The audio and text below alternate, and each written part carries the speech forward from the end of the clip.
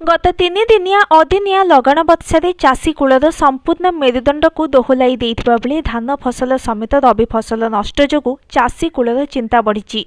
रबी फसल आदाय बेलू लगाण बर्षा सहित कोहलिया पाग जोगु संपूर्ण चाषीर क्षति होइथिबा बेले धार करज करी आनिथिबा चाषी मुंडरे हाथ देई बसिछि।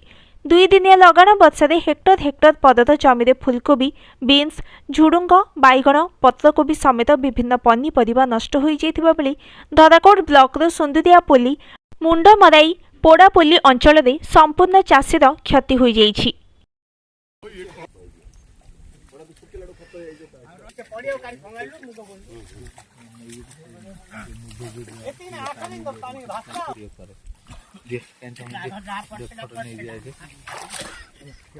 विजय बाबनपुर आमर 15 भण 15 भण तो सब जो